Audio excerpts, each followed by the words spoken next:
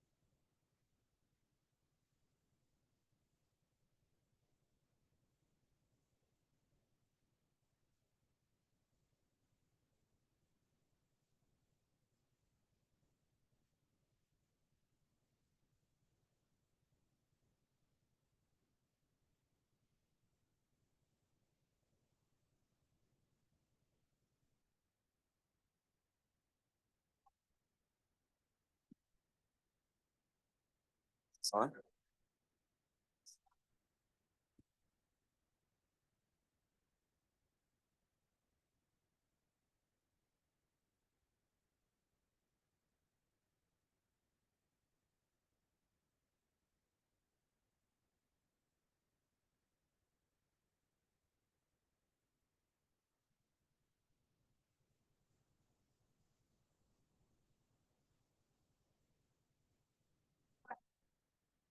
Is this on? Hello? Good evening. Can you guys hear me? I think we're going to go ahead and get started.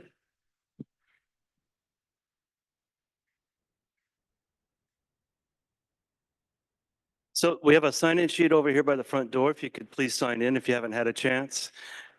And we have snacks back there and some water.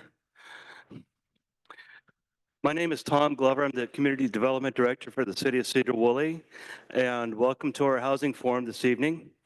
There was a housing forum back in August, and we understood that lots of folks that were attending there felt that they wanted to comment on some things, policies and different ideas about housing. So we're offering this forum tonight as part of our comprehensive plan update process. The comprehensive plan requires that we have several different, we call them elements, chapters in the plan, and one that we're working on presently this evening with you all is the one on housing. So before we get into that just yet, though, I'd like to make a couple introductions. First of all, thank you to Rebecca and Helping Hands for bringing the snacks and water for us tonight from Helping Hands Food Bank. I'd also like to introduce our city council members. We've got Council Member Johnson, Alan Johnson over here, or Henderson, I'm sorry. I knew I was going to screw that up. Ask Monique, I'm really good at doing that. Sorry. And Nick Lavaca, I saw you. There you are. And then I don't know if we have any other council members here. We've got our planning commissioners. We have Jessica Jasper, who is brand new. And we have Matthew Devoyne, and we've got Danielle here too. And do we have anybody else I've missed? We also have Charlie Bush, our city administrator back there. And planning staff, we have Nicole, and we've got Ashton. And Woody over here is making sure that everything works right. So I think with that, I'll turn this over to Donna. She is with Facet. And we also have Matt here behind me on the screen. So I'll hand the mic over to Donna here. Thank you, everybody, for coming. What a great turnout. This is amazing. So we're going to go ahead and start. So Matt became a father not too long ago, and you can tell what he's holding there. It's not a vest, bulletproof vest. That's a baby he's holding. And so he is our housing expert and is going to give a presentation tonight that I think you'll find interesting with some data about Sedro-Woolley. And then we hope from there, we're going to, at the end, talk about some strategies, ideas, and we just love to hear from you what you would like to see here in Sedro-Woolley over the next 20 years. So with that, I'm going to turn it over to Matt. Thanks, Donna. Good evening, everybody. Thanks, Tom, for the introduction as well. Glad to. I can't see any of you, but I'm glad that you all are here. I hope the baby stays relatively quiet for until my wife gets home. But I'll proceed. So as Donna mentioned, we've got some data to share with you. This is coming out of our sort of background research that we have to do as part of putting the comprehensive plan together, and that's from the land capacity analysis and from the housing allocations part of it. So I'll get into what the requirements are in just a moment here. Okay, so so the start the slideshow here. Okay, so baby. So there's really just two pieces to this. There's us. We're going to share some information and then prime the pump with some preliminary ideas on how to address how to comply with the GMA when it comes to housing, and then have a broad-reaching discussion with you all about it. So this is if you've been to the open house, or if you're on the planning commission or council, you've probably seen some information on this before, but just to center everybody in what we're being asked to do here, the state has changed a lot of requirements for what cities and counties have to do with regards to housing in their planning and development regulations in the last couple of years. The big one when it comes to, the housing element is this requirement to plan for housing by income band. And that means that it's not enough to just have enough capacity for your projected population. You also have to have enough capacity in the zones that allow certain types of housing to meet the requirements of that your community is going to have to plan for when it comes to different income brackets. So everything from above 120% of the median income all the way down to people making very, very little, extremely low income households. And on top of that, you have to have show that you have capacity for emergency housing, and you also have to add policies to the comp plan that help address racial disparities, help address displacement issues, help address exclusion, and document how you're doing that. So there's a lot of homework to be done here. There's also some requirements, House Bill 1337, which required changes to the development regulations to allow more flexibility on ADUs, accessory dwelling units. Also, some people call them like mother-in-law suites or like backyard cottages. And then another bill which isn't required for Sedro-Woolley, but we'll talk a little bit about this later. The middle housing bill that required larger cities and more urban areas to allow a larger number of units per lot in single family zones. That's not a requirement for Sedro-Woolley, but there is some ideas that we can get from that middle housing legislation that can potentially be helpful when we're looking at your requirements.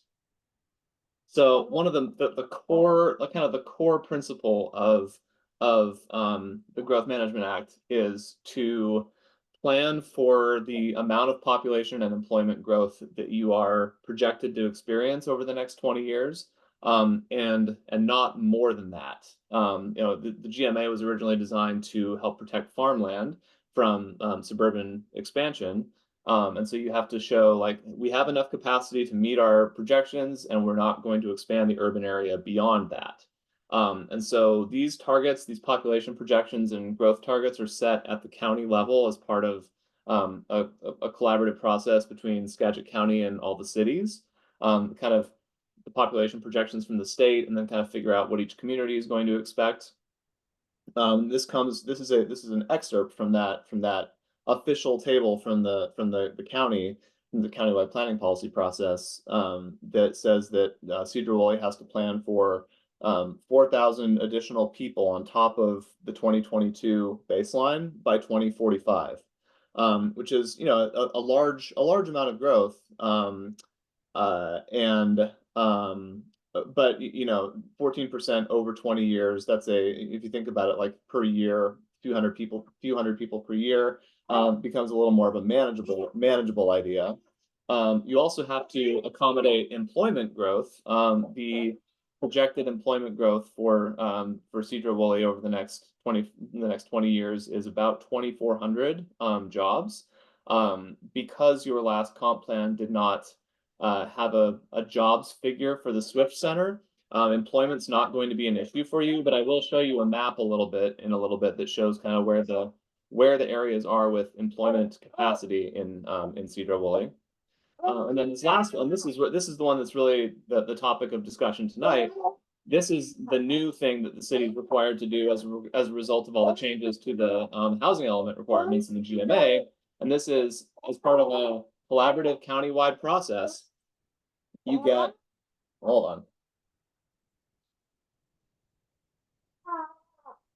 As part of a collaborative countywide process, you get the city gets every jurisdiction gets these in these buckets, these income brackets. So 30% and below, 30 to 50%, 50 to 80%, 80 to 100%, 100 to 120, and 120 plus. I'll talk about what those ranges mean in a couple minutes. And then those emergency housing beds over there on the side. So the highlighted numbers here are the net new housing need that Sedro-Woolley has to plan for. That's 2,360 housing units broken out across those different categories. So this is what I said when I mean that it's not enough just to show that you can meet the overall population number. You also have to plan for this number of housing units. So what do those numbers mean? I said I'd discuss this briefly.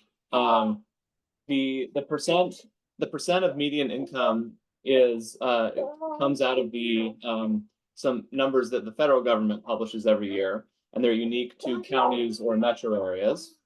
So this is using those figures for Skagit County for the Anacortes, Mount Vernon metro area. What does this mean? This means that if your household earns, so the median family income for the purposes of this number is $102,800 per year. I'll note that that's for a family of 4. That's not the median household income. The median household income in Sedro-Woolley is about 72,000, a little bit over 72,000. But because this is all set using some federal income limits from Department of Housing and Urban Development, they kind of base everything on a 4-person household and the number there because it's based on eligibility for housing vouchers. So anyway, so the area median income for the purposes of this analysis is 102,800. So if you earn 30% of that, that's $31,200 a year. That means you can afford $780 a month in rent or a house worth $133,000. Not sure how many of those there are. And I've got some assumptions listed here that we can talk about later if folks are curious. If your household earns $50,000 a year, that's about 50% of AMI. You can afford $1,253 a month in rent, and you can kind of see how this goes up. I'll note that we have a housing needs assessment that we did as part of the comp plan, and the average rent is not affordable to anyone making under that $102,800 a month amount for the 100%. And the average house, the median house right now is north of what can be afforded by 120%. So there's some assumptions in here, of course, but needless to say, as you probably know, housing is very expensive.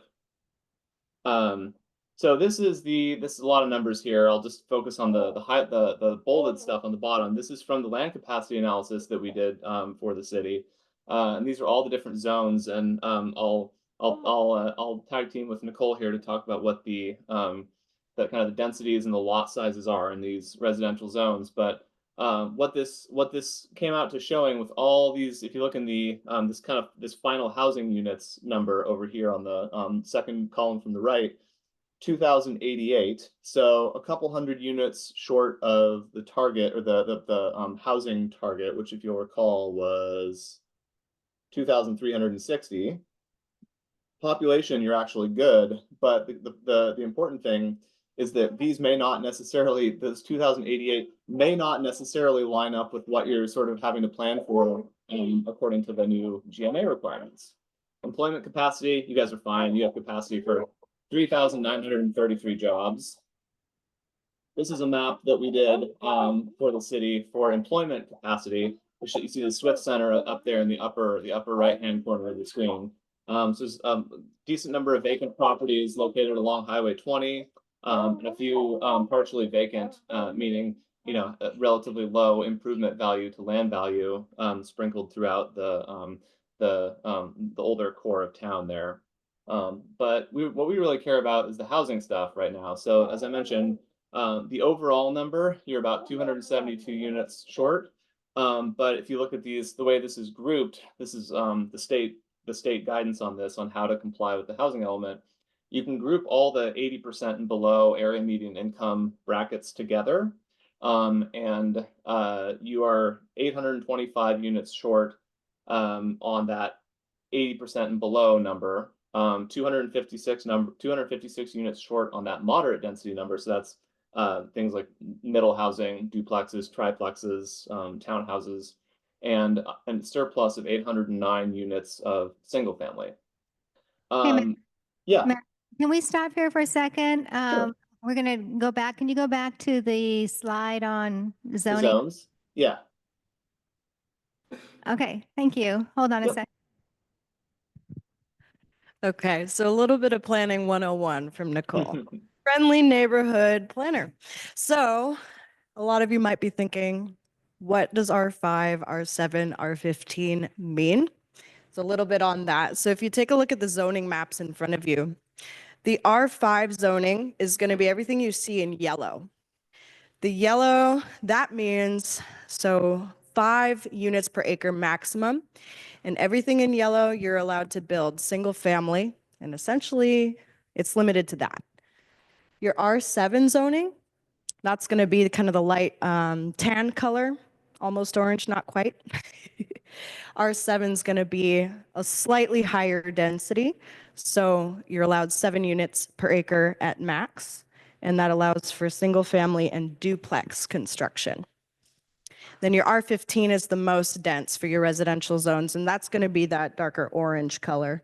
You'll see there's not so many areas where there is R15 zoning, but that is going to be where you have your multifamily, so up to 15 units per acre. And there's actually, as far as minimum lot size goes, R15 zone doesn't have a minimum lot size. You're governed by your setbacks in this zone. So higher density.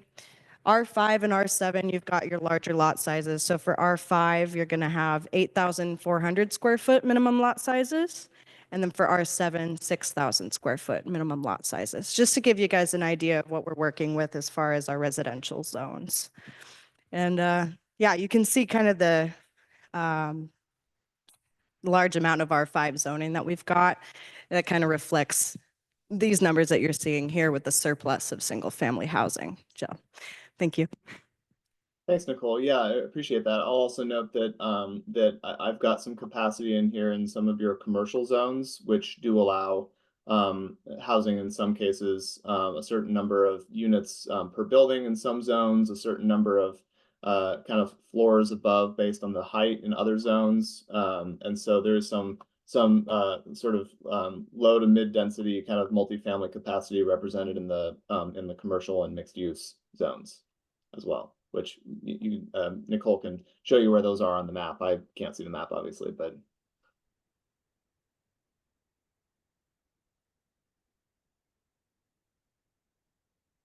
Can I keep going? Go ahead, thanks. Oh, okay. So let me get over here. So the couple important things to note here, and that may I kind of call this the don't freak out portion of this, because yeah, you're not by far from the only community having this discussion right now. The numbers in that table for your capacity do not include accessory dwelling units. There's a whole other kind of process that you have to go through to kind of show what your theoretical ADU number capacity might be. And that can get counted in that 80% area median income and below category, which is very helpful. It's kind of tricky because the state just changed the rules on that a year ago, and communities like you are still in the process of updating your development regulations accordingly to match. So that number is a bit of a moving target, but there's a kind of some steps that the state has some guidance on that you can walk through to show what that number might be. That might get you, potentially a couple hundred units of capacity in that category, which would be very helpful. That emergency housing number that I showed here, well, that's not in this slide, but if you go all the way back here, you'll see. Here. Oh, no, here. That 43 emergency housing beds. So that's things like indoor shelter beds or temporary emergency housing of some other sort. That number, a couple things. First of all, none of these numbers you are required to prove that the city has built. The city is not really in the business of building housing, and that especially on this number, you can actually double count that number. This is from the mouth of the state. You can double count that number with other forms of capacity. So it's typically going to be in like your commercial zones. You can kind of double count that with your other residential capacity. This also does not include any code changes that you might make as part of this plan update that would kind of unlock some different forms of housing that could help meet some of these gaps. And Donna, I don't know if I can turn it over to you and Nicole and Tom to talk about some of these strategies, since this baby is not settling, and I know this was the topic of the meeting today. No problem, Matt. Thank you. So, Nicole, do you want to do this part, or I can go ahead and start it, and then you can jump in. So every community in Washington State and across the country, they're struggling with this issue. And just coming up with strategies, but the important thing is to come up with strategies that are going to work for Sedro-Woolley, works for the character of the city. And here are just some ideas that other communities are doing, just to give you an idea of how they're tackling this. And one of them is to promote and encourage infill development, integrating affordable housing, expedited permit reviews and lowering fees, such as in some cases there's grants available to offset the cost of utility hookups, which can be very expensive. Permit all residential uses as outright permitted activities in residential zones. In other words, they don't need permits. Adopt additional SEPA exemptions so the threshold is higher to go through SEPA. So for example, anything less than 10 residential units would be exempt from having to go through SEPA. SEPA is a state environmental policy act. Upzone some parcels to a higher density and allow more housing types and reduce minimum lot sizes. And next. Also adding more flexibility in commercial zones to allow more housing types. Allowing up to 2 accessory dwelling units. They could be attached or detached, and increasing the size of the maximum ADU size. In some cases, some communities are considering a type of a subdivision. It's not a real subdivision, but where you can actually own your ADU. Setback reductions, and maybe looking at height increases, creating city developer nonprofit partnerships for development of affordable housing, explore options for affordable housing programs, and allowing middle housing in all residential zones. With that, so if you slip over the next slide, I wanted to just kind of show some images of what the middle housing can look like. So to the left, we've got what we would consider detached single-family homes. So there's a lot of those here in Sedro-Woolley. And all the way to the right is kind of mid-rise apartments. So middle housing is everything in between, like duplexes, fourplexes, triplexes. They could be cottages. They could be townhomes, multiplex, medium, or triplex stacked apartments, and live-work units. And I think there's some here in Sedro-Woolley, right? Next. And here's some images of what we call middle housing options. To the left is a housing project by the Lopez Island Community Land Trust, where the homeowners there do not own the land underneath them. It's owned by the trust. So that takes the cost of the land is taken out of the picture and makes it more affordable. To the right, we've got some courtyard apartments. Next. And here's an image of some cottage community where there's a lot of shared space. And these small units they can be around 850 square feet and can have up to 2 bedrooms, and in some cases have 2 bathrooms. Next. Here's a duplexes. Next. And then here are just a whole collage of pictures of different middle housing examples. And I think this is a situation where for Sedro-Woolley, we want to find design features and types that are going to work here.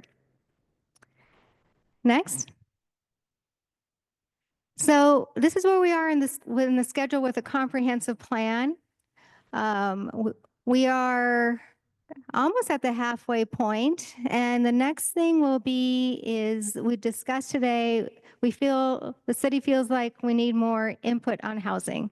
So we're going to work on a survey that's going to go out to all of you and to the community, and love to hear back at your ideas and your thoughts at what you think would be best.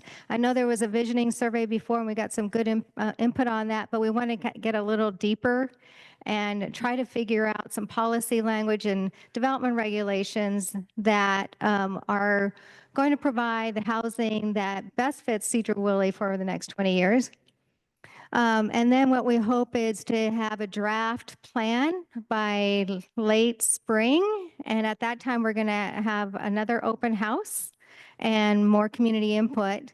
And then although the funding from the state runs out in June, we have the option to continue having discussions and getting public input and revising the plan until December. And next. And that's all we have.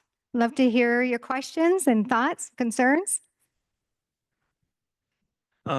Also, I just want to introduce a couple more people I was forgot in my introduction. We've got Cheryl Willis from Transit, and she is here with bus schedules too. So there, and we also have Monique from the Chamber of Commerce. Got your name right. And then also we have Joellen Kesty from our City Council who is here. And have I missed anybody else? Oh, I'm sorry, right in front of me. Yes. And Joe Fittizzi from our Planning Commission. Sorry, Joe. I kind of suck at introductions, don't I? Anyway, I'm going to pass the mic around. If you guys have questions, please raise your hand. I think there have been some questions, right? Okay. Okay. I probably should know this, but what does PSH mean? PSH? Good question. Yeah, so you're thank you for that. So you're talking about the in that housing allocations table, the 0 to 30%. So PSH means permanent supportive housing. And that's a housing type that predominantly caters to people making below 30% of the median income. It can also be kind of targeted at particular groups like veterans or seniors or families. But it's a type of housing where there's support services on site, you know, case management, healthcare in some cases, you know, assistance navigating social services. So it's that's the supportive part of the permanent supportive housing. It's also permanent, meaning it's not like a shelter. It's designed to get people who are like at risk of homelessness or are experiencing homelessness into housing to help stabilize them.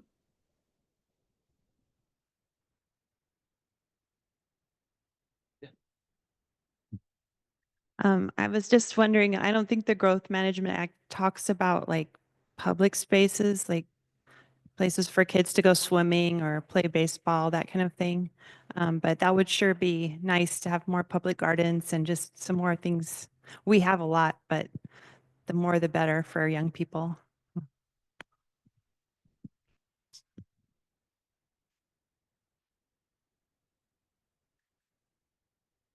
So I just had a question in regards to the current capacity table, and is that based on the vacant lot and their max capacity, just those values calculated? So like the current lots that haven't been developed based on their R zoning, what capacity we have based on our current zoning maps?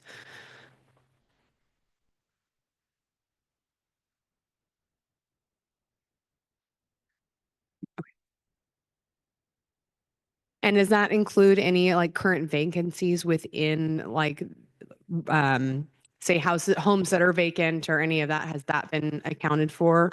Or things that are under construction currently? Like there's a lot of, I would say, middle housing projects that are currently under construction.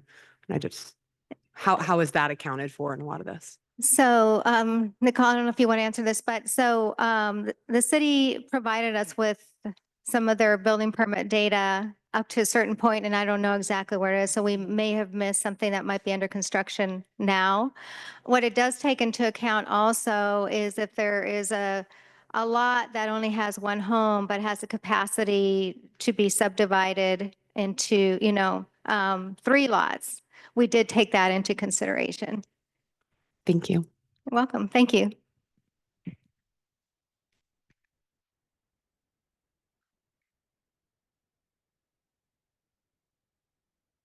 Did we lose Matt?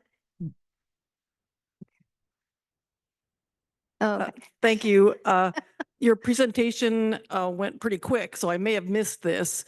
And there were some terms that I wasn't familiar with, like UGA. So what I'm curious about is maybe you showed it, but the incoming people, the 4,000 people that are expected to be here in whatever, 20 years, is there a list of the incomes that you're expecting these people to have? How many are in this unit and how many in this unit? Was that on the slide? Did I miss that? Oh, gosh. Yeah, it's based on current incomes right now. So UGA stands for Urban Growth Area. And so that's the area outside of the city boundaries that the city has negotiated with the county that the city will eventually be growing into at some point and absorbing some growth. But as far as future household income, I might have to get back to you on that because Matt, I don't believe he did forecasted that, but I can check on that and get back to you. Well, you must have a list of how many of each type of housing that you need. So that's based on some data that you're Right. expecting for the future. So that information should be somewhere. Yes, yeah. And I'm sure he calculated in there, but I don't know exactly where it came from. So I can, if you can get your name and number, I can get back to you on Right. that. Yeah, thanks.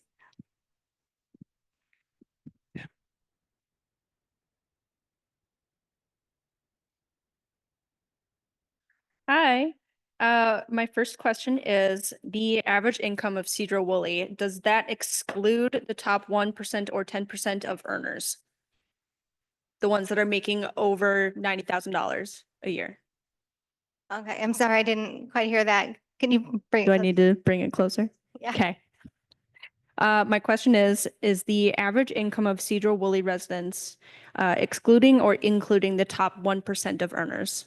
1 or 10% of earners? It should be including all earners. Okay. Yes.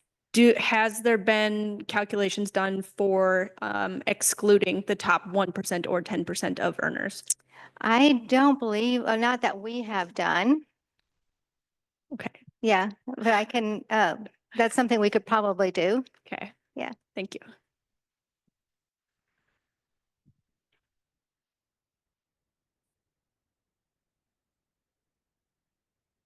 Any more questions?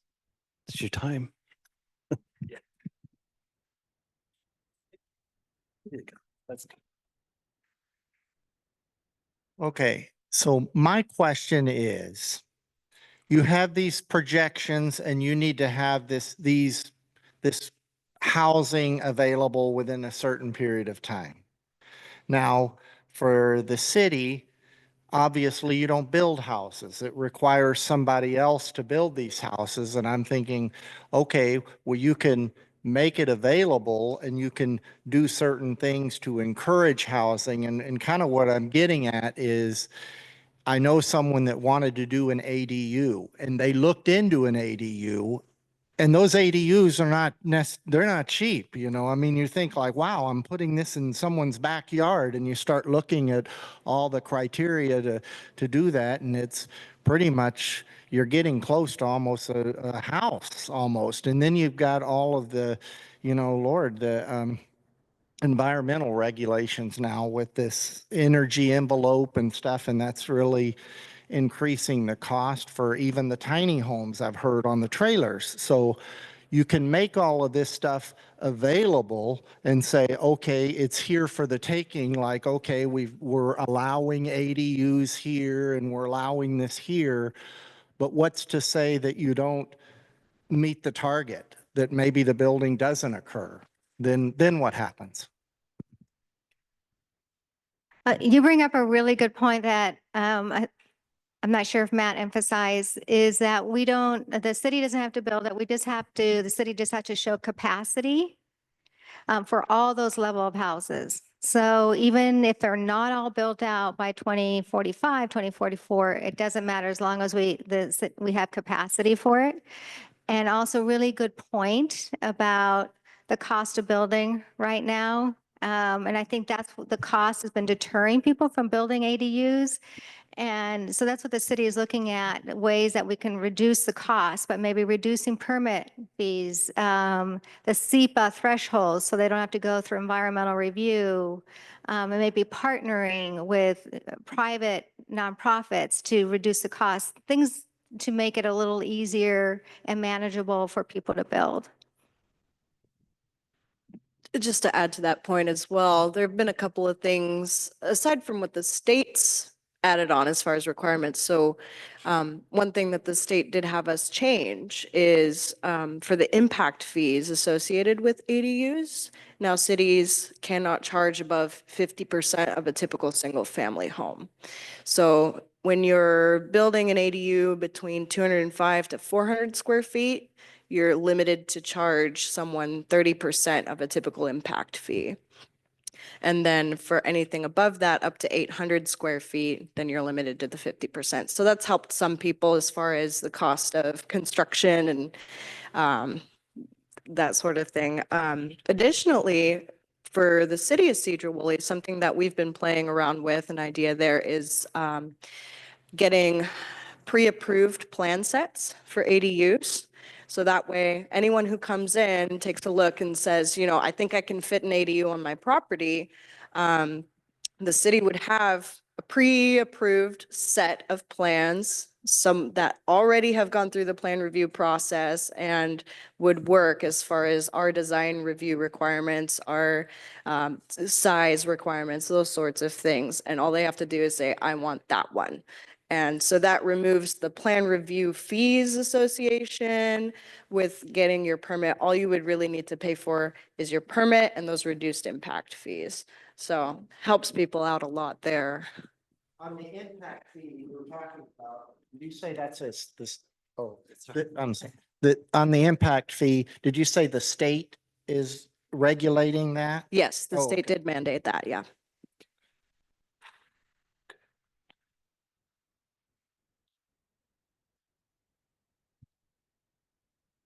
Following up on the ADU questions, there was the Block project in Seattle called through Housing Homelessness. They built ADUs for unhoused people, and that's slightly unrelated. But an issue that they ran into was in the beginning, owners who allowed the ADUs to be built on their property were starting to overcharge anyone that came through and wanted to rent the property if the houseless person didn't want to rent there anymore.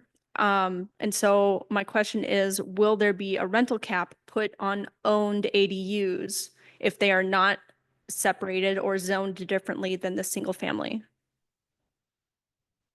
See, that's tough. So we did just go through a similar conversation. We've been working through cottage housing proposal with the Planning Commission.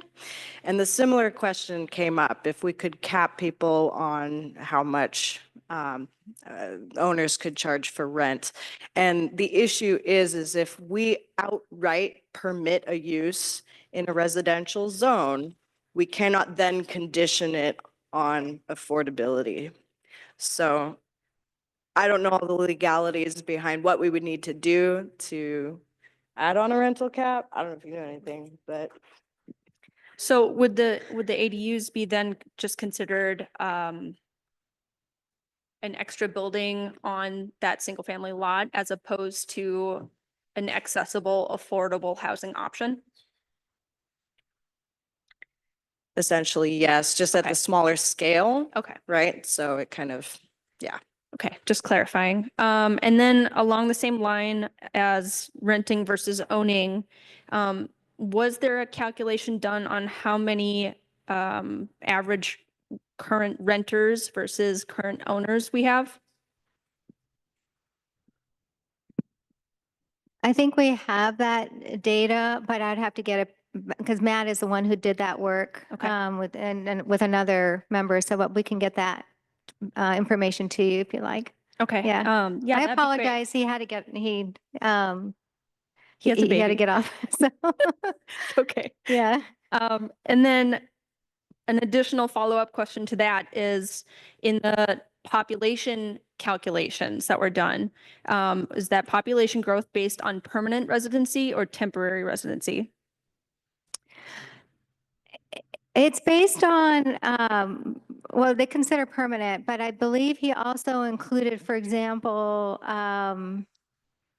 the students that are at the Swift Center. Yeah, I mean, because some of them are there for 1 to 2 years. So I think those numbers were included as well. Okay, so it's kind of incorporating internships and farm workers and Yeah. also people who are working for term periods over at Swift Center, Right. kind of like that. Okay. Mhm.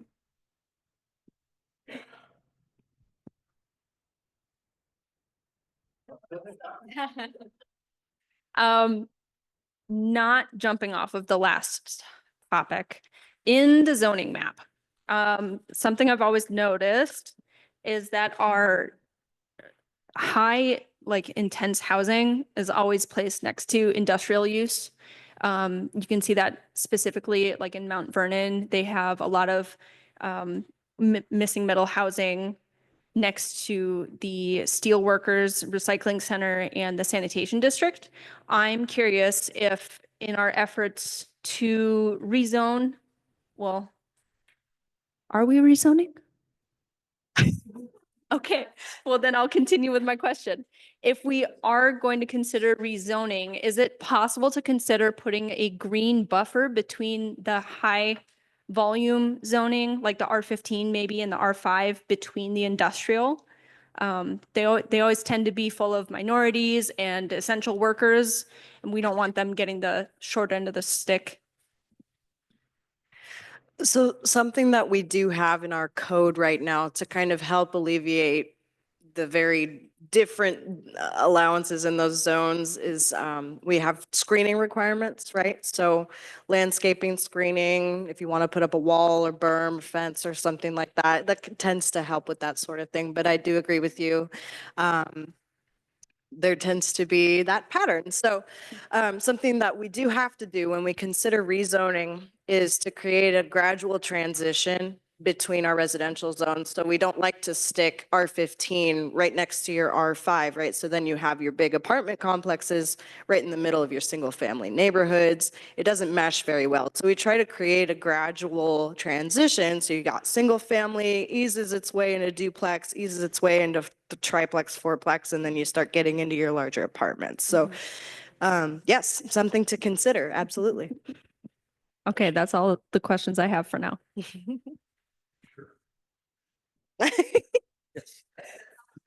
Oh, sorry. I welcome as many questions as anyone has. I have a question in terms of the ADUs coming in and all of that. Are you going to require off-street parking, or are you going to allow them to still have the same capacity of parking that they have and just have additional ADU residents park on the street?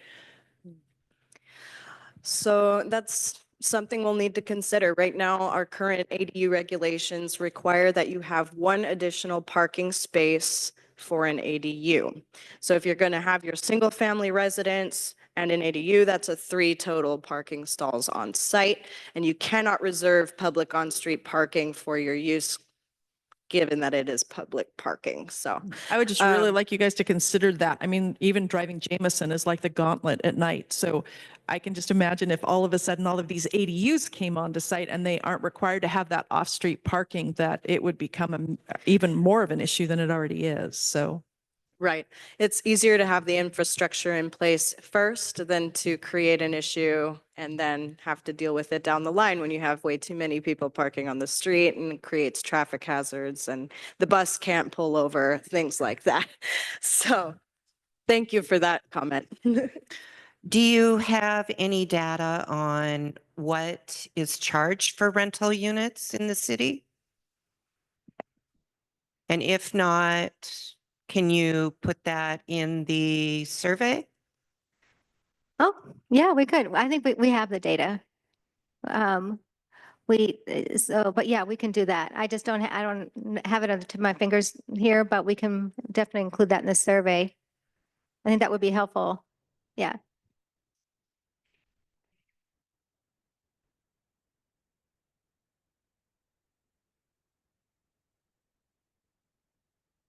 So you were just mentioning how you want to transition from single family to duplexes and move those along the line. I thought I had heard recently that the state was looking to change that, because I know that there was an uproar to say that the state is going to come in and start dictating and overriding planning departments in different towns because they are going to allow for duplexes and triplexes and whatnot in these regularly single-family home neighborhoods. Is that right, or? So we briefly touched on, I believe it's House Bill 1110, right? So that is a state requirement, but for only jurisdictions of a certain size. Sedro-Woolley is luckily small enough to where we still have agency to decide that we don't want duplexes and triplexes in our single-family neighborhoods. So not yet. Do you know what the criteria is, what the population size is? How do we know that today it's okay, but then we go a year later and it's different? Do you know what that population? 25,000. Right now we're sitting at around 13. Mhm. Well, while you have this picture up here, what are the codes? MC, TMCO, CBD, UV, MU? Thank you. MC is mixed commercial, so that allows for commercial below with residential apartments above. It also allows for just standalone commercial uses. TMCO, that's a transitional mixed commercial overlay, and that one's a little bit, I've never dealt with that zoning before. It's actually, if you enter the city on Cook Road, it's that industrial park area that you see right when you kind of get past the roundabouts. It's that area. It was kind of the intention there of creating the overlay was to transition from the hard industrial look of that as you enter the city, like, and transform it into more of a mixed commercial, mesh it better into the downtown feel. So it allows for less harsh industrial and more commercial type uses. The CBD is the Central Business District. That's your historic downtown.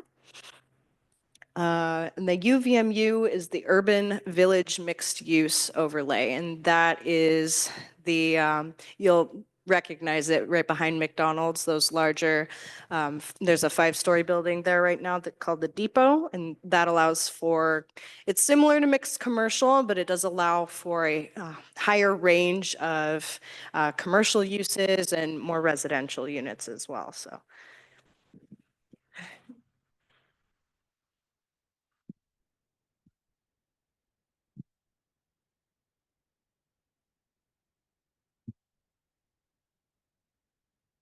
Yeah.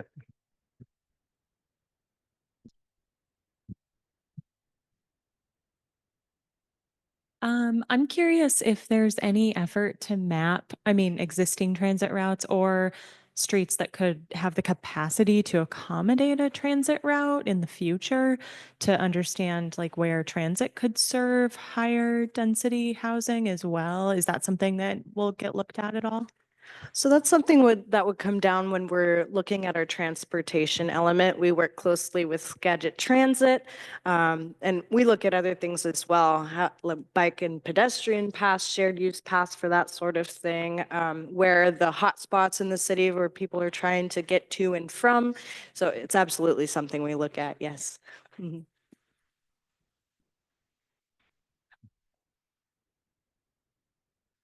So in the population growth slide that you had, I was just wondering if we accounted for the age of our population in this town over the next 20 years. People who are 75, they might make it to 95, they might not. And then is it also factoring the amount of people who are going to be graduating, going to college, moving away from the region, and people who just naturally move away? So the data we get from the state in terms of what the population projections are going to be, and they just account for what they anticipate will be in Sedro-Woolley at, by 2045. And so I don't believe they take into consideration people aging out or seniors or people leaving. I think they're anticipating a lot of migration in possibly, and just natural growth as well. but you're looking at me funny. So do you want me to double check on that and get back to you? Yeah, if you wouldn't mind. And so these numbers are coming from the state, Yeah. right? So the same state that's pushing all the regulations on us too. Yeah, well, it starts with the US Census data, and then the state looks at the data and they look at historic trends.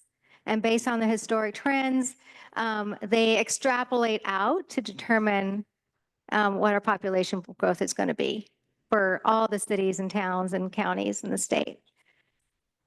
Okay. Yeah.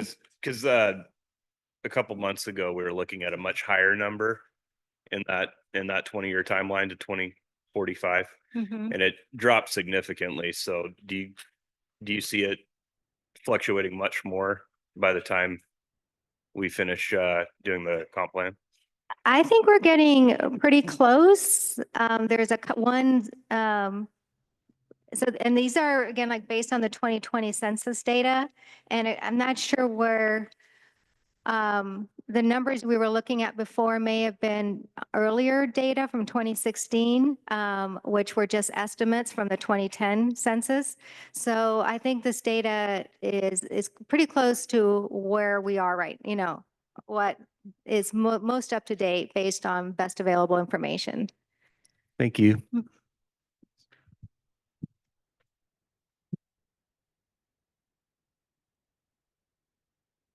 I got one. So as Ellen was talking about, the comprehensive plan for 2036, the one we're updating right now, called for a growth of 24,000 people, and right now we're looking at 16.5. So our sewer capacity was at 2.8 MGU or MGM, I think, which means it can suffice for about 28,000 people. And we were looking at upgrading that for 10 to accommodate 100,000. I think we're looking at isn't really necessary. So Bill's overviewing that. But if we have a sewer capacity right now that's at 28,000 and we've dropped our people down to 16,000, what does that look like for our infrastructure as is?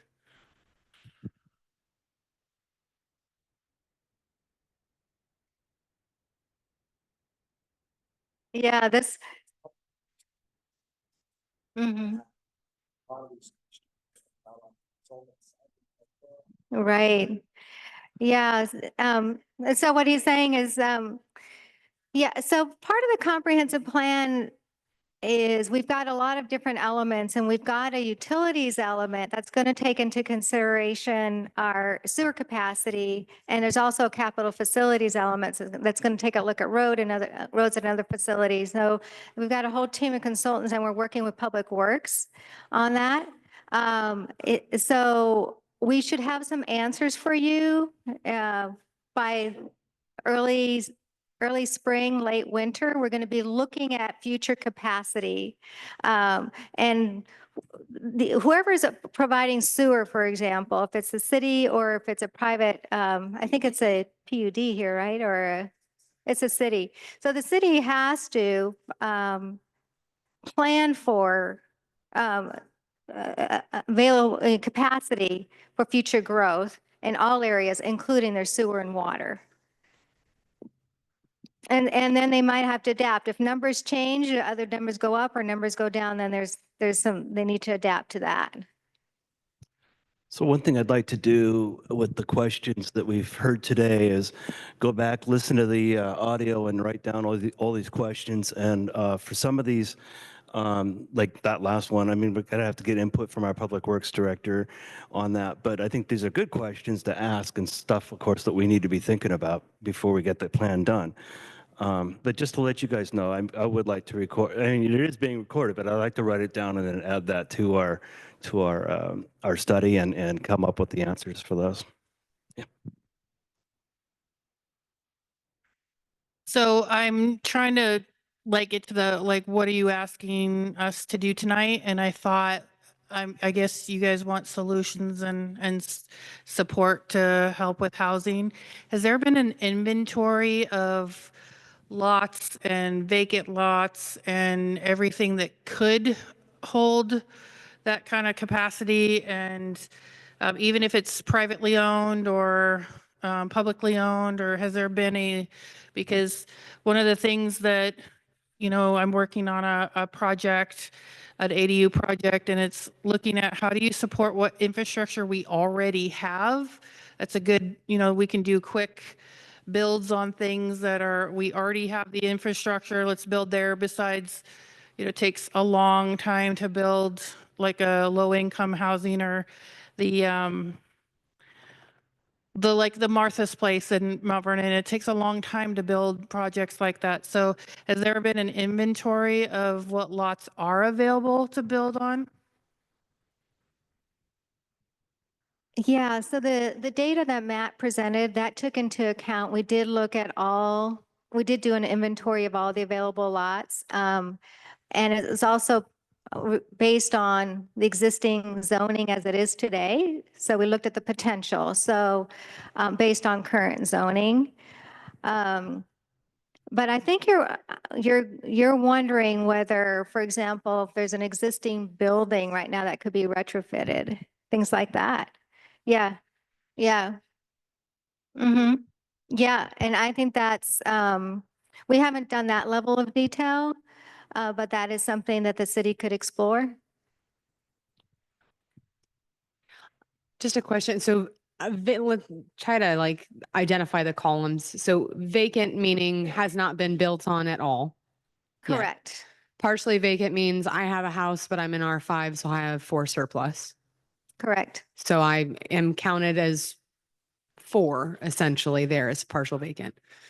What about vacancies in which the house or the housing may be fully developed to its potential, and yet there are vacancies within that housing unit? I have an apartment complex. I have 300 units. Only 100 are housing people. There's a surplus of 200. How are those types of vacancies being calculated as part of our actual inventory? I think vacancy rates typically statewide are pretty low. I would be, surprised if there were that much vacancy. There'd be other issues at play there. But so we're just using the data that's being provided by the state and by Zillow. We also look at a lot of realtors companies provide that data as well. So those Yeah. like the homes that are, for sale that are vacant are also included in those partial vacancies? That's kind of the question. Are those numbers added into our vacancy rates, or is this strictly just development vacancy? It's just, yes. So all this is taken, it's not, so it takes into account just properties that have potential for future development in like a parcel that, like I mentioned before, has 1 home, but has potential to have be subdivided into 2 more lots, but not whether the house is vacant or not.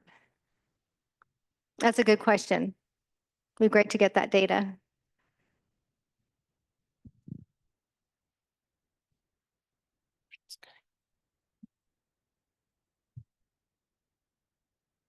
Kind of jumping on the future infrastructure conversation, has the city looked into low impact development techniques?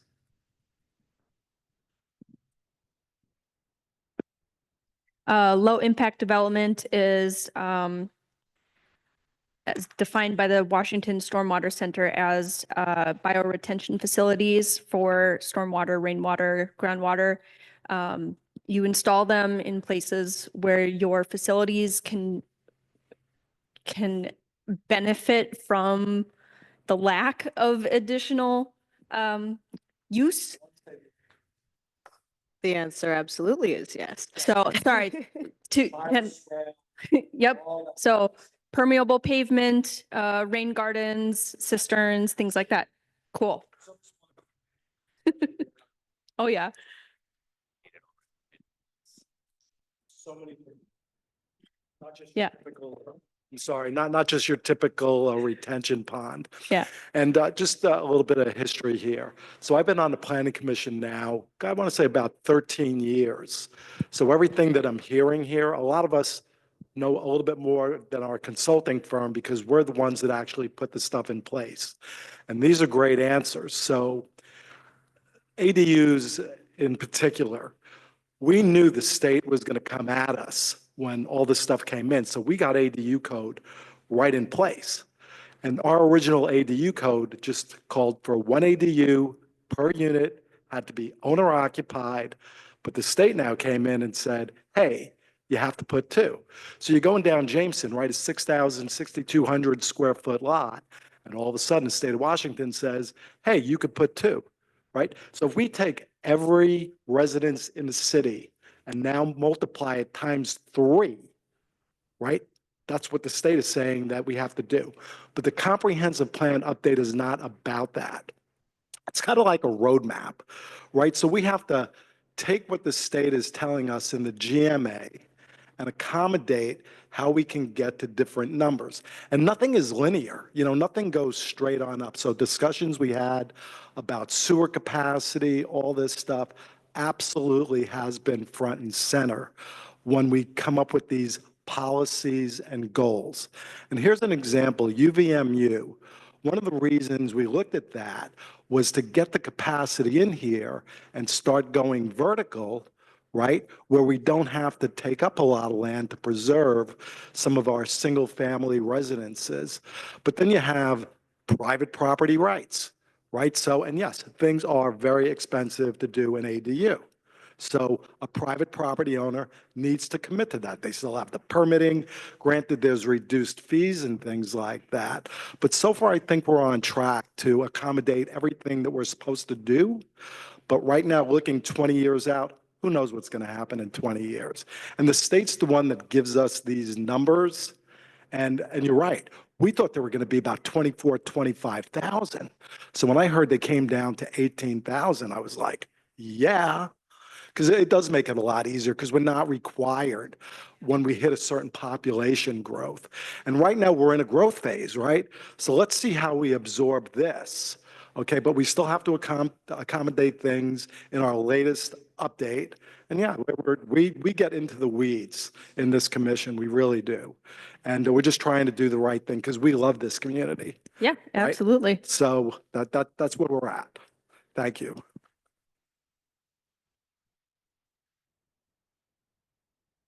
I just wanted to say thank you for everyone who filled out the first visioning survey. And I was going through all the comments received, and one of the predominant message that came from out of there was that there are a lot of people here who are not happy with the big apartment buildings that are being built. And what would like to see is get a little more feedback on is what you would like to see in Sedro-Woolley. What do you think fits here in order to accommodate these different income bands? And Nicole, there's something you guys said you were also struggling with some other housing issues. Struggling with a lot, but yeah, so the cottage housing, that's been big on the plate for the planning commissioners. Are we able to switch the slides? Yeah. Or is, yeah. Can you, I want the cottage housing slide, please.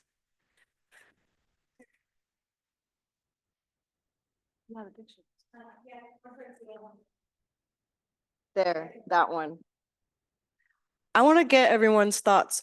How does this fit in Sedro-Woolley? Because, I think a lot of the conversation that's been going on paper, people start thinking tiny home communities, and I get a little bit of a grumble. People start thinking that that's the direction.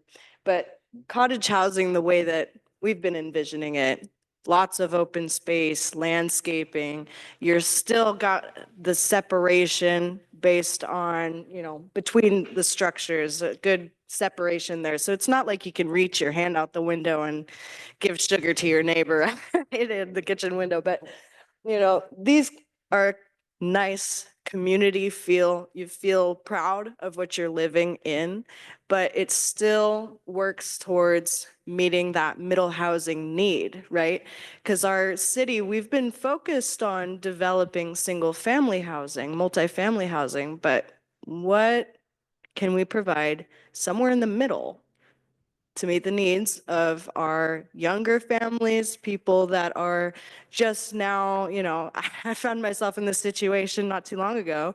I'm leaving my parents' house and I'm wanting to rent something, and I can't rent $2,100 when I'm working at Wendy's. You know what I mean? Like, something like this would have been perfect, but that doesn't exist.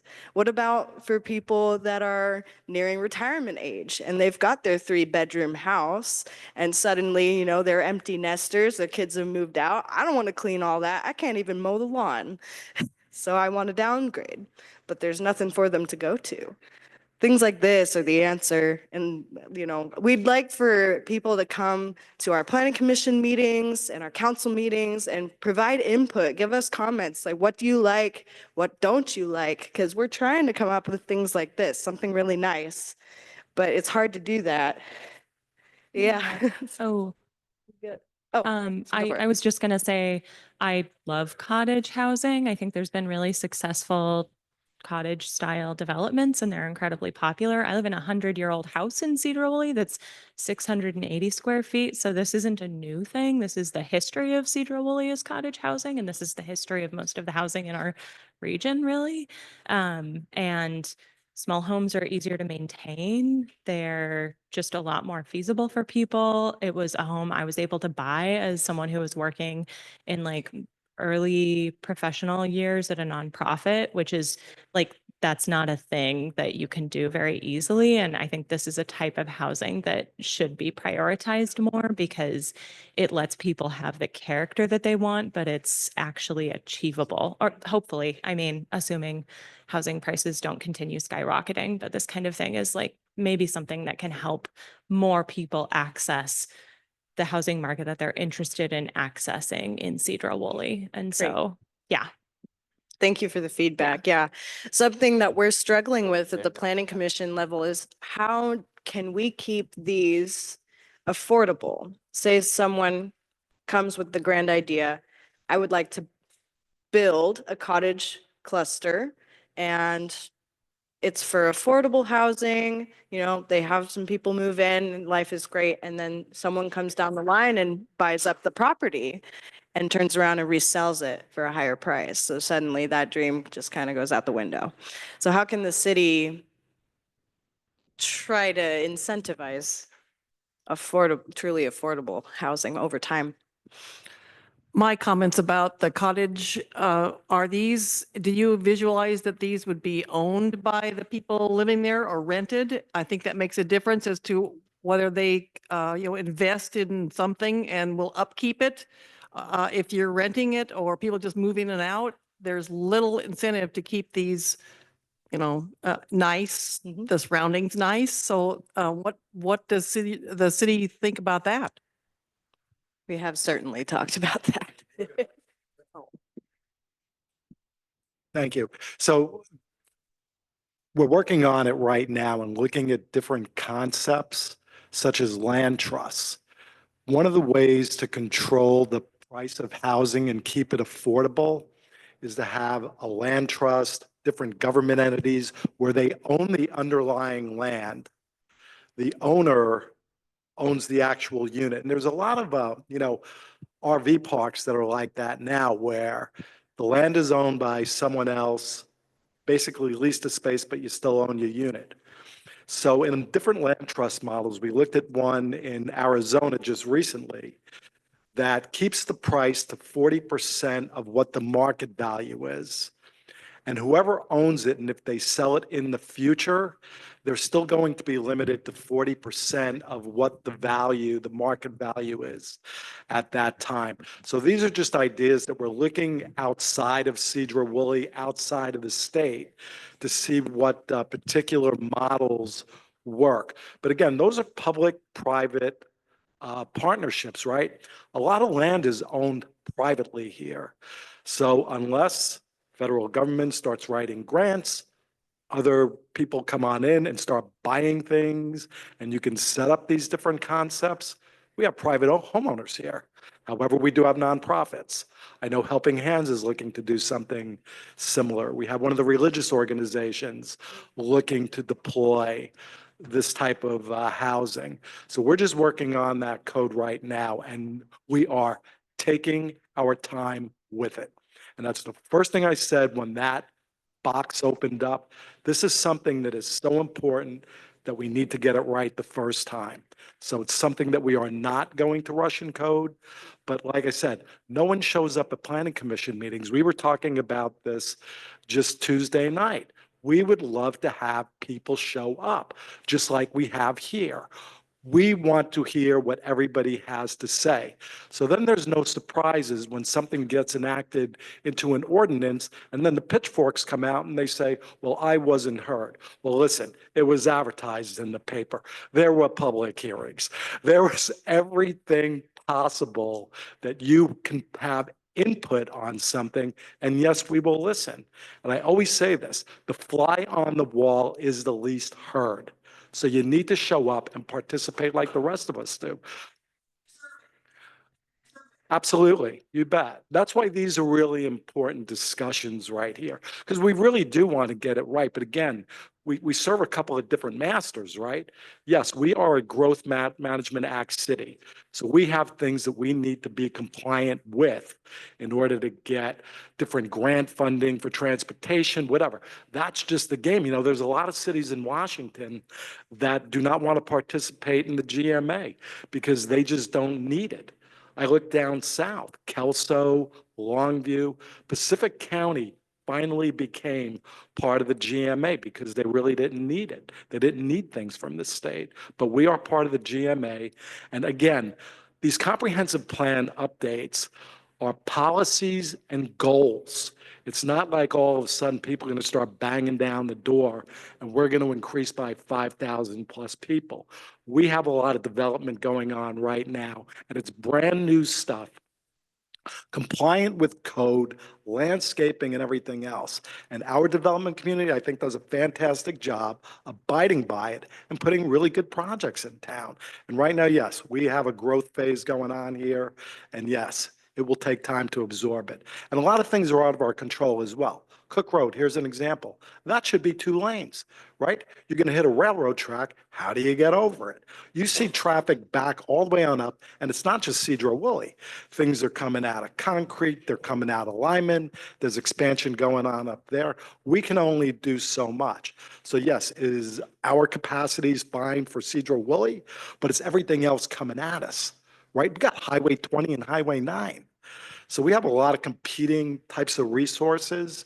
And I think right now we really do give it quite a bit of thought before we start putting things in code.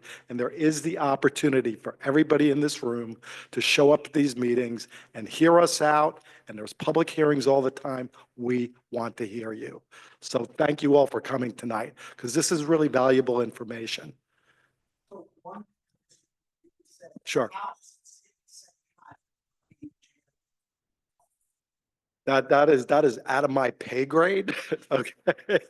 And somebody else that is a legislative individual in this city. But, you know, I don't know what the give and takes are. And, you know, Charlie's back here. He's our city manager, and he would have a heck of a lot better idea on what the finances are and why we are a GMA-based city. I'm sure there's a lot of really good reasons for it. Would you like to? Can I answer the question you asked earlier? So the question was, how do cottages fit in Sedro-Woolley? You're asking opinion, so I'm going to give my opinion. I think all type of housing fits in Sedro-Woolley with good planning. And as was stated earlier about buffers, my particular interest is in the multifamily housing. And my suggestion is to make sure that there's planning for units that are at least 50 units per project, because that aligns better with the federal funding that's available. So that's really important. And then what you were talking about, how you plan different types of sizes and units, that's really, really important. Another thing I would say is it's important not to concentrate poverty. And so it's important to plan so that you have mixes of incomes and mixes of people. And as you're talking about the mixes of buildings, and I'm happy to see multifamily housing going up because it makes such a big impact.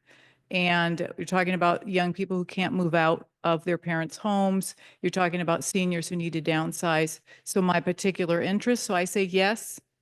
All type of housing works in Sedro-Woolley, and I'm particularly interested and supportive of multifamily housing.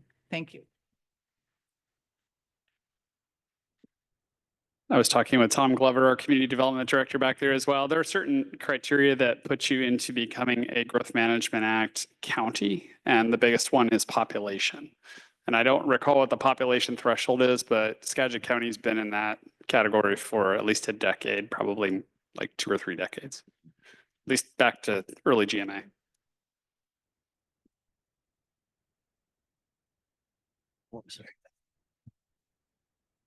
I happen to work for Family Promise as one of the organizations that's working with the city right now and trying to put in one of these cottage developments. We're seriously looking at it. Ours would be rentals. They would be transitional housing. So it would be low income and all of those kinds of things. And so they would not be home ownership is what we're looking at, because we want to be able to bring people into the program and then be able to transition them through these tiny homes until they moved on to then the more permanent homes, but they could live in these for years. If you have not seen this, there is a community of these houses that are on the south west end of Lake Whatcom. They actually are selling for over $500,000 a piece because they are using them for weekend retreat, kind of your second home kind of things. That's not our intention, but just to go and at least go and look at them and see what they look like, because it's an amazing alternative and how nice they look, and like this landscape and the green space and everything. They're actually really, really cool. So. Yeah, to touch on the cottage housing a little bit more. So we've been pretty careful about drafting our design standards and guidelines with these, because I do understand the concern of, glorified mobile home parks, right? So essentially, these would copy the same design standards that apply to your typical single family house. So they would look like that. High standard, quality, appeal, that sort of thing. So just so you guys know, we are considering that.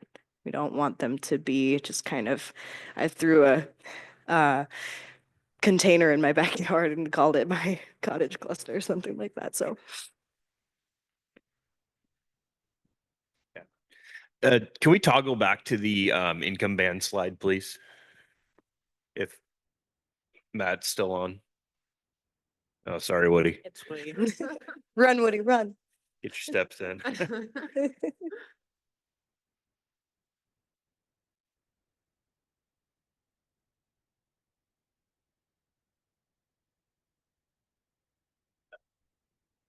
Yes. That works. Thanks, Woody. So can you remind me of which House bill it was that requires this for the, was it 1220? Woody, can you go to some of the first slides, and we've got the 3 House bills up on that.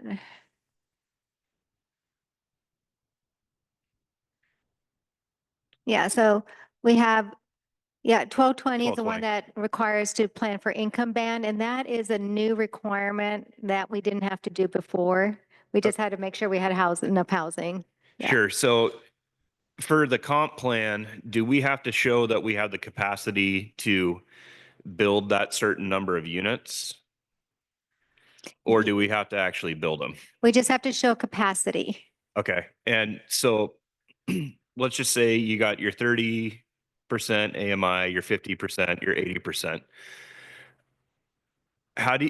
How would we incentivize a builder to come in and build units at 30% AMI? Who would subsidize that? Would that be the city subsidizing that through 1590 funds, or would that be the state giving the builder additional funds to build such a unit? That is a great question. And that's why we're here too, also to get some feedback from you. But here, do you want to? So what other cities have done, they give a density bonus, and here's a classic example. So light rail is going all up through Shoreline. So what they've done is, next to the light rail station on 185th, 180th, So they'll let you go 70 feet. It's a big building, but they'll let you go up to 135 feet as long as 20% of that, the total capacity of the building, is based upon 60% of the average median income in King County, which is $147,000 a year. So do 60% of that 147. That's like, right? So that's how they do it, is with a density bonus. And that's what we started talking about just at the last planning commission meeting. How do we accomplish a higher density and incentivize who's ever going to be building it? And that's just one of the mechanisms. I'm sure there's other ones, but that's a pretty classic one that you see throughout the region. And it's not just here, it's Seattle. I want to say Seattle pretty much perfected a lot of that stuff. And it's around the mass transit stuff. So if you're like right next to a mass transit center, they also require less parking, right? So that's less land, it's less stuff you gotta like fill up. So Okay. that's how they've done it. So I heard another participant tonight speak about not concentrating poverty. Wouldn't that be concentrating poverty next to the light rail? If you're talking about 60%, the guys down in King County, they make way more money than us. So like, Yeah. So how they come up with that, that's just a method that they use to get units in there, okay, that are going to be at a lower rent. It might be the same size, 1 bedroom, 2 bedroom, but you might not have the upgrades on countertops, flooring, things like that. So that rent would be reduced. And Seattle has a lot of areas in their different multifamily zones that do exactly that. And if you don't want to do it, well, guess what? That's where Seattle's getting all that money, because the developers come in and they say, okay, well, I'm just going to throw you another $500,000 so I don't have to put those 5 or 10 extra units in there. And that goes into the city fund. And that's how the city's buying a lot of their real estate. I always wondered about that. And I came across it about 6 years ago because I had a project down there.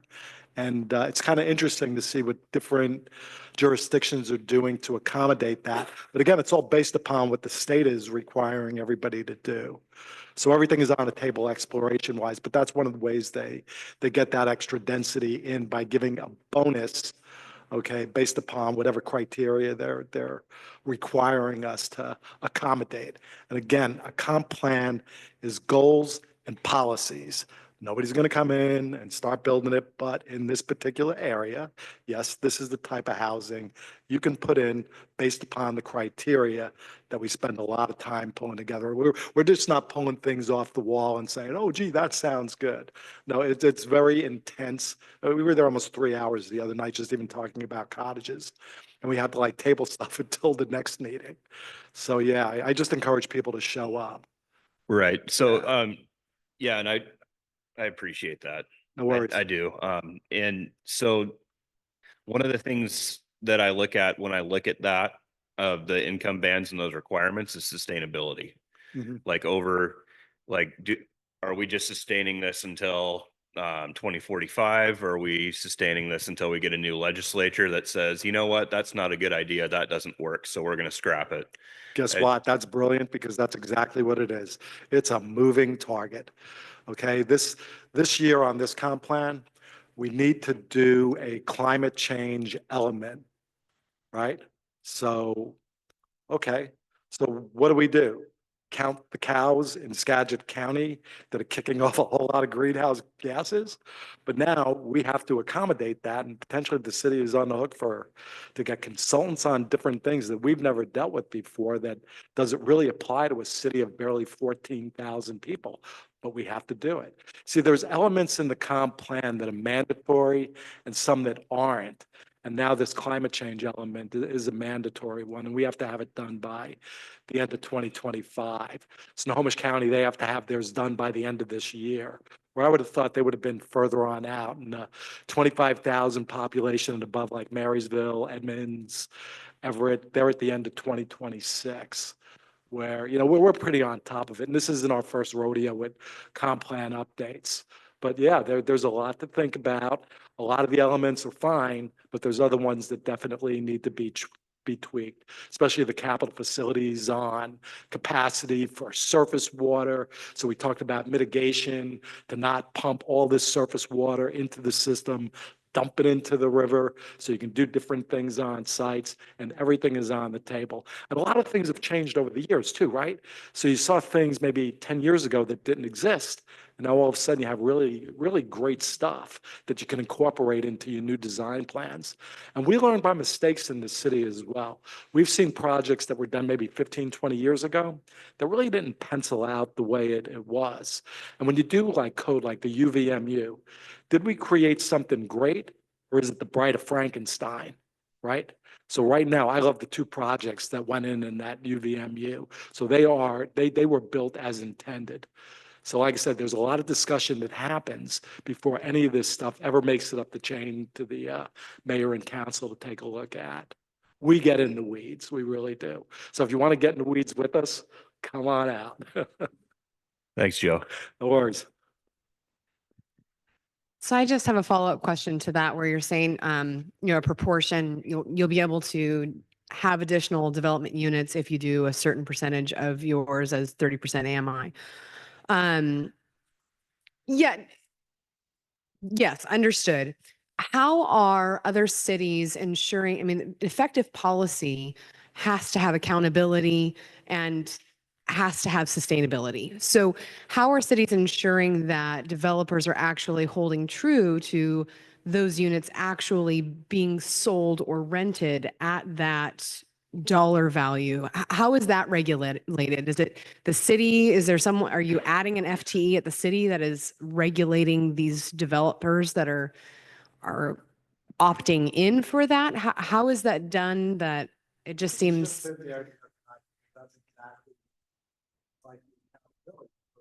You're going to be the city now, need to be the internal revenue center.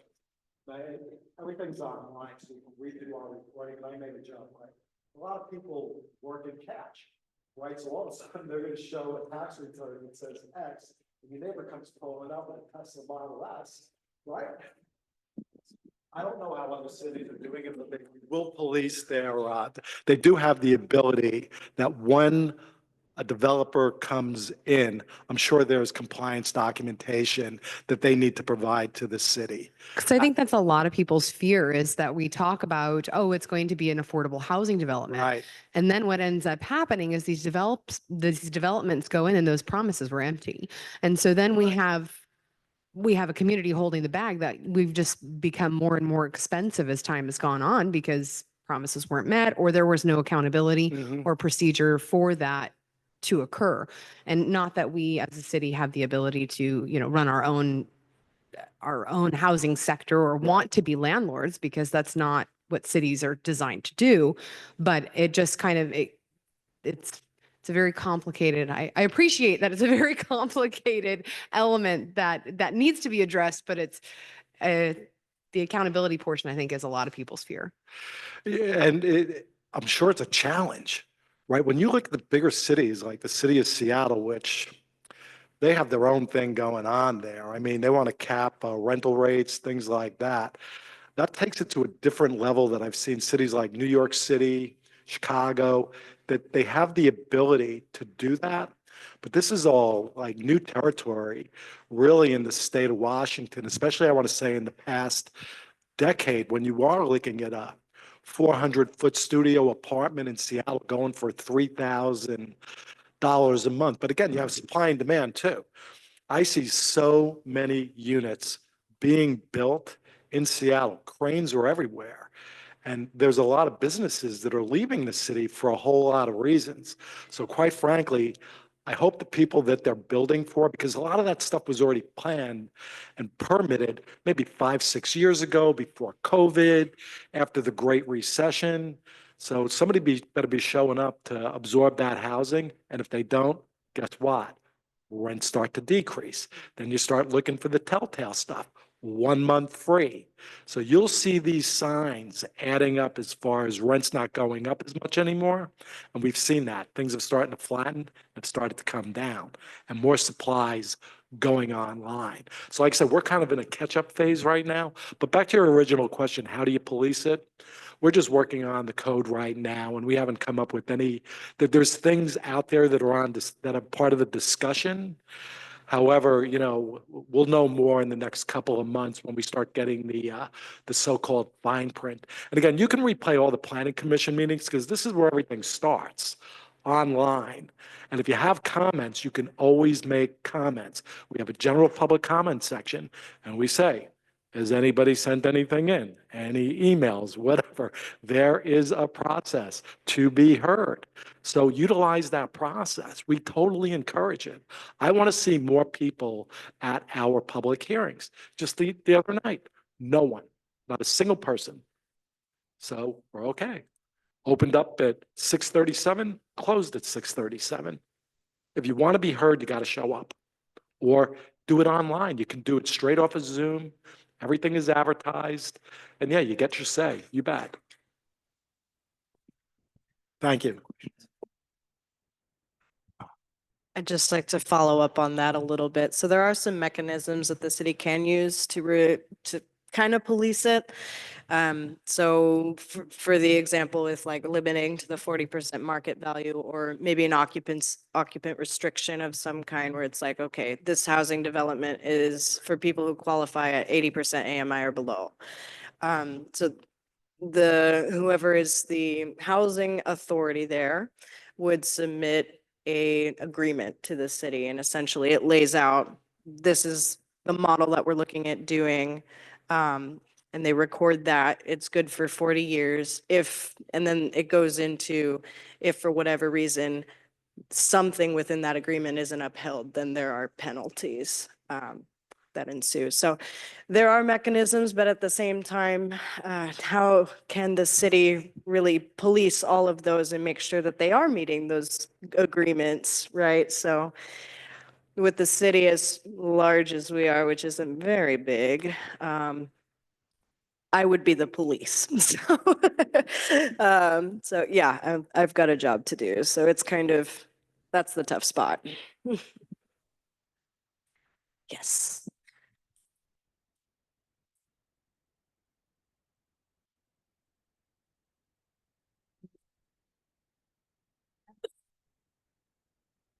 Yeah, so the state has also, so there's a multifamily tax exemption, and forgive me because I don't have all the ins and outs of it memorized yet, but essentially a developer can enter into an agreement for a certain period of time. I think there are 3 categories. It's 8 years, 12 years, and 20 years. I think something like that. And so they have to provide a certain percentage of affordable housing. So it's according to the AMI, 80% and below, I think, is the one that is typically chosen for the 20-year. And so if they are to enter into this agreement that a certain percentage of units will be sold for those at 80% AMI and below for 20 years, then they're eligible for a tax exemption. So that's something that we've been looking at with the Janikes. They've brought that up as a potential option to enter into. With Beatty Square, that's across from the 5-story building behind McDonald's, the depot there. They're planning on another mixed-use development just across the street, across Hodgins Street from there, about double the size. And they're looking at doing a Boys and Girls Club early learning center in the commercial space below. But given that that's a nonprofit, they're trying to figure out how this could feasibly work for them to provide that awesome use of the space, but also make sure that they get return on investment for that sort of thing. So looking into that, and that's just one of the projects it could apply to. It could apply all over the place, but it's an interesting thought there. Those are from the state, right? State grants. Does the city council and Sedro-Woolley or is that just available to anyone to say, I don't need to ask, I'm just going to do it this way, and I'm going to get the tax incentive that the state allows for this affordable housing that you were, because I've heard about it myself, but I've just wondered like, okay, are those already there and people can take advantage of them? Or do councils and planning commissions and stuff really need to push this stuff through you just mentioned the Janikes were interested in it. Why would they even need to talk to you if it's available? Couldn't they just do it if it's a state thing? Yeah.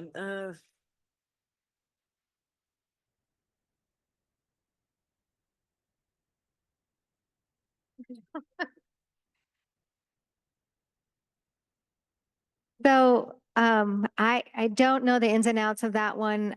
There are a few jurisdictions that are looking into it, but I believe, because I know the city of Oak Harbor has been discussing it, that there has to be some sort of local ordinance adopting that program. Yeah, that would simply be one of the possible policy options that we would discuss at some point throughout this process.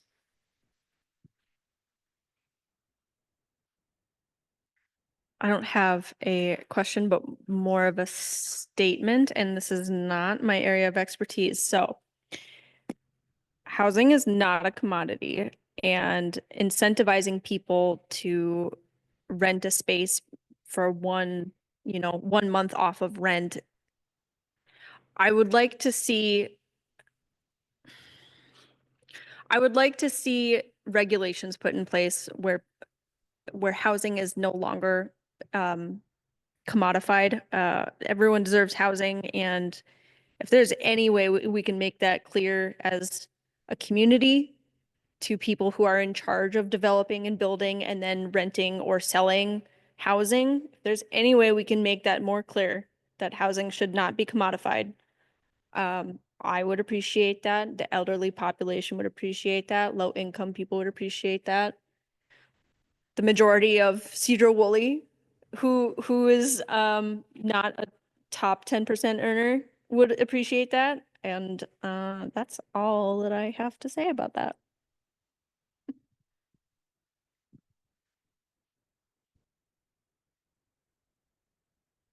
Some of the property tax exemption is mandated or legalized by the state. I'm an executive director for Salem Village, which does senior housing in Mount Vernon, and we'd love to expand, and Sedro-Woolley seems like a wonderful place to do that. As a nonprofit owner of senior housing, if more than half of the units are occupied by people with less than 80% of the median county income, the whole property can be exempt. Each unit that's occupied by somebody under 80% is exempt from property tax. And then once you pass 50%, the whole property is.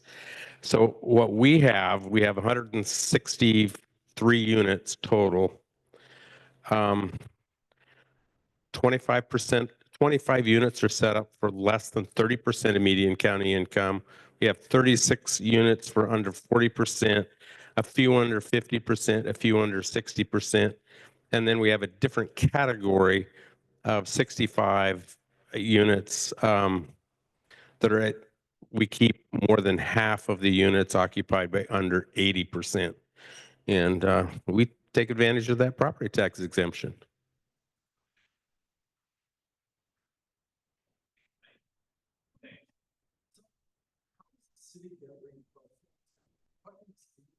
I can't hear you.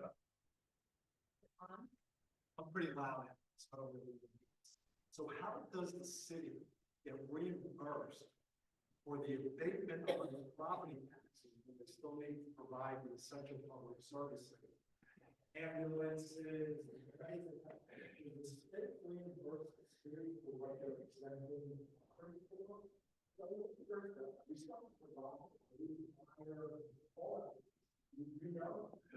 I would guess that it's such a low percentage of your total housing that it just has to be absorbed.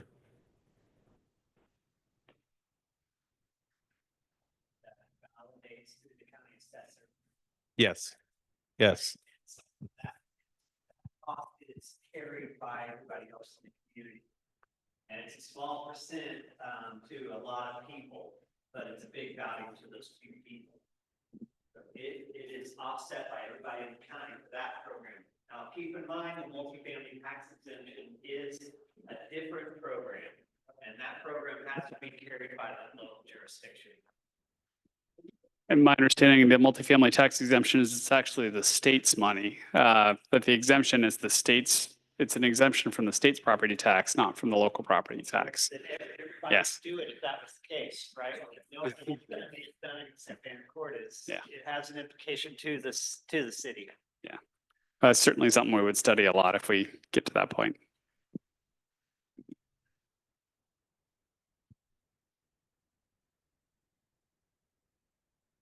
Pick up the pace here.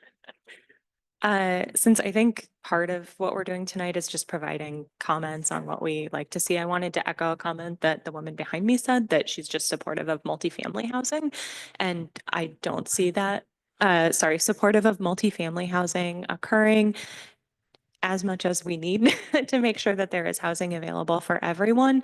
And I think that everyone loves living in a well-designed, like pleasant to walk through city, but I know that there are mobile home communities and there are renters, and none of those things bother me. I think that they're a necessary part of our city, and I'm glad that they're there to provide housing. And I don't think that there's something we should be avoiding just because it's maybe not fitting like an aesthetic. And so I just wanted to make sure that comment was echoed because I think that's an important takeaway.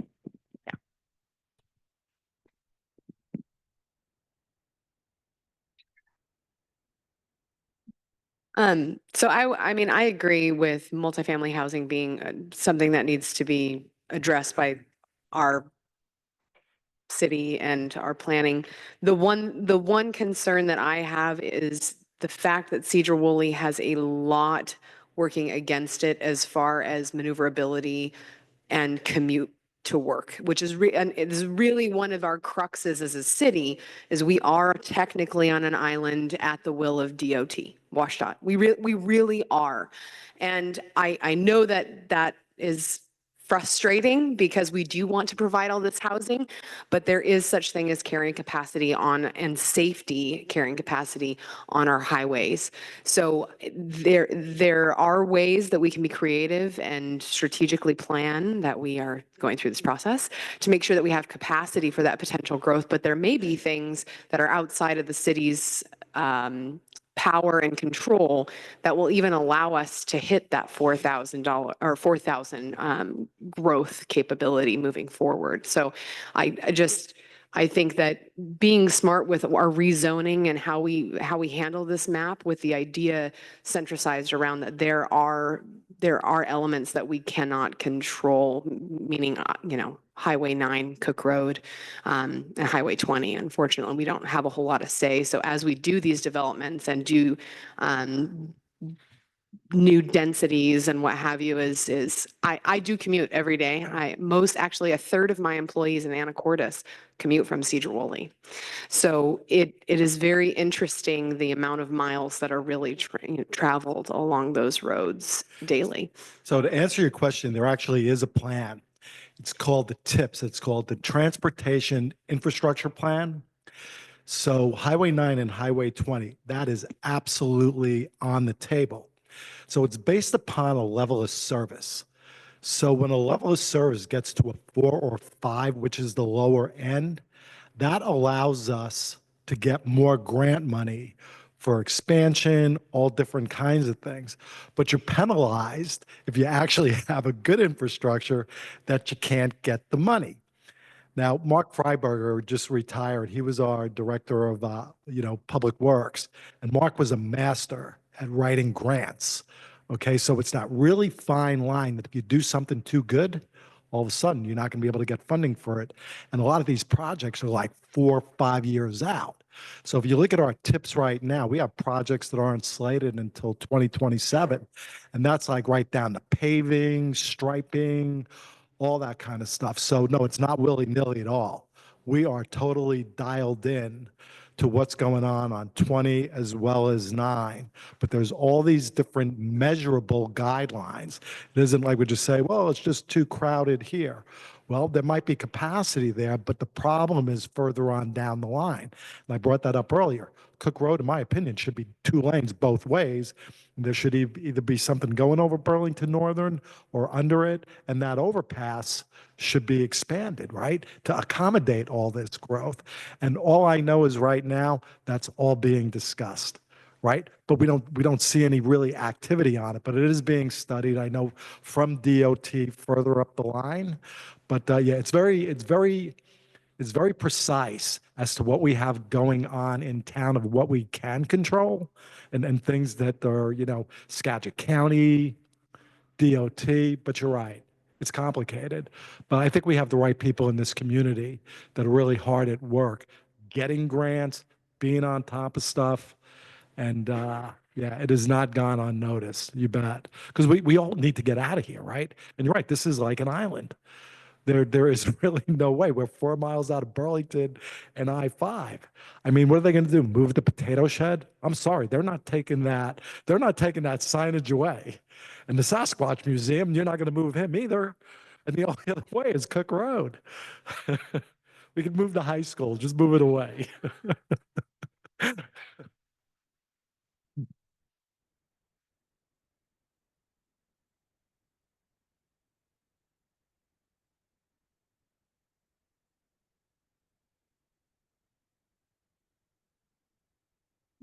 Here's Tom. Oh, there. Are we ready to wrap it up? Yeah, we can. If there's any more questions at all, I just want to make sure everybody's got a chance to ask the questions that they've been wanting to ask. So like I said, we're going to listen to the audio, write down all the questions that we had, that we received, and incorporate that into our analysis and come up with answers to those. Hopefully come up with answers to some good questions. And put that information out to the public along with other planning information as we go along. So I'd like to thank, but yes, Nicole. Okay, I'd like to thank everybody that was here tonight, city council members that were here, and including Councilman Henderson, and planning commission members too. Thank you, and other folks that were here, and all of you. So please, when we get a survey put out, please participate in that. We did get a good survey result from the last one we put out. So this one will be another opportunity for you to put your 2 cents in. And then please come to our planning commission meetings when we have these meetings and get your 2 cents in there that way too. So they are on the third Tuesday, sorry, still kind of new here. Third Tuesday of every month at 6:30 p.m. Published on the city website. Let's change it. Let's see, no, we just had one. So October 15th will be the next one. I would also like to welcome everyone. If you haven't already, please pick up one of our business cards. Tom, Ashton, and mine are all sitting over there on the table. Ashton's waving them around. If you wake up in the middle of the night, 2 a.m., and you have a great idea about housing, I want to hear it. Email me, call me. Please don't call me at 2 a.m., but I want to hear it, please. Call her on her cell phone. No. 2 a.m. Thank you.